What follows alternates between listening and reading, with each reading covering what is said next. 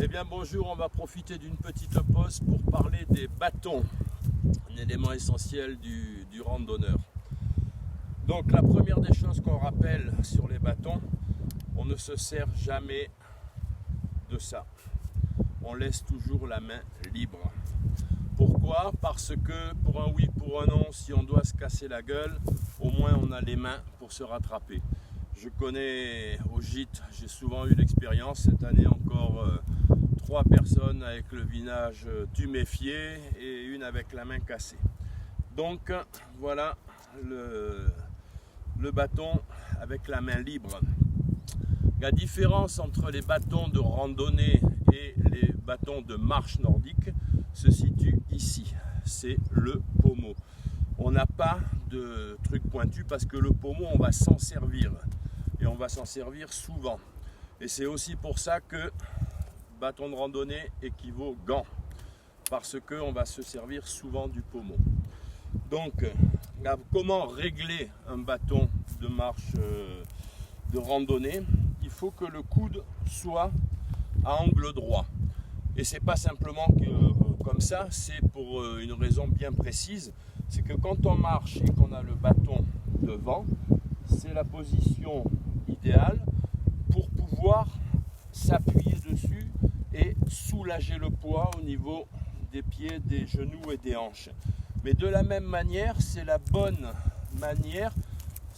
distance pour quand le bâton est derrière, que je puisse encore pousser.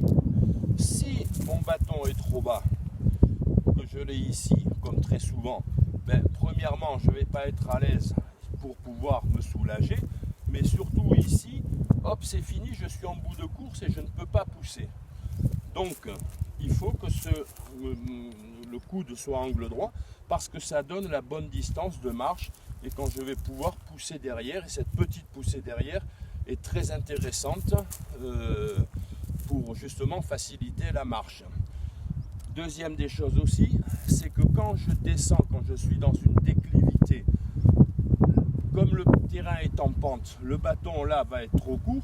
C'est pour ça qu'à ce moment-là, je le prends dans le pommeau, je récupère 10-15 cm et là, je peux vraiment me servir de ces bâtons. Et ces pommeaux sont ergonomiques justement pour pouvoir vraiment m'appuyer dessus.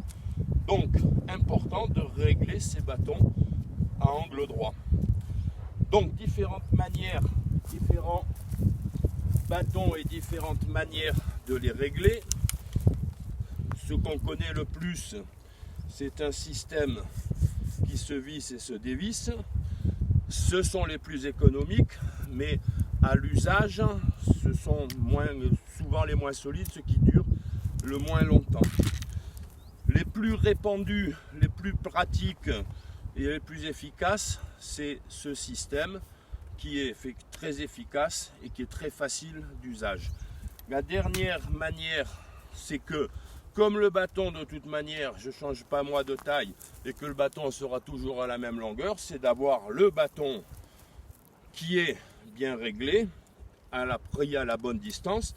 Et donc, simplement, celui-ci, il a l'avantage d'être très court et de pouvoir se mettre dans le sac à dos pour l'avion et se mettre très bien. Et comme il est à la bonne distance, on l'a de suite à la bonne distance. Voilà.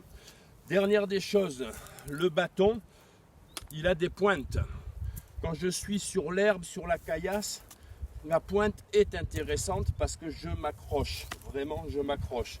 En revanche, dès que je vais être sur du bitume ou de la route, il est évident que le bâton sur la pointe, outre que ça va faire du bruit, surtout n'accroche pas bien. C'est à ce moment-là que je vais utiliser les bouchons. Et les bouchons ne sont pas faits pour ne pas faire de bruit, même si ça ne fera pas de bruit, mais ils sont surtout faits pour augmenter l'adhérence sur le bitume. Et le bouchon, c'est toujours dans la poche qu'on les garde. Voilà, donc on se les met avec les amandes. On met le bouchon et donc du coup quand je suis sur le bitume je ne fais plus de bruit et j'ai en fin de compte un bon accroche. Et donc ça va me permettre, même sur le bitume, de profiter au maximum du terrain bitume. Dès que je suis, et ça ne fera pas de bruit quand je traverse mes villages, parce que les gens qui ont les fenêtres sur le passage, ils doivent avoir une tête comme ça. Et donc dès que je suis de nouveau dans la campagne, hop, c'est très facile. Voilà, j'enlève les bouchons, je les remets à leur place et je suis de nouveau équipé. Alors, au moins ça vous fait durer les bouchons bien plus longtemps. On m'a dit de Caminologue qu'on vendra un peu moins, mais bon, c'est comme ça. Au moins on a des bouchons qui durent longtemps. Voilà, j'ai à peu près tout dit. Bon chemin.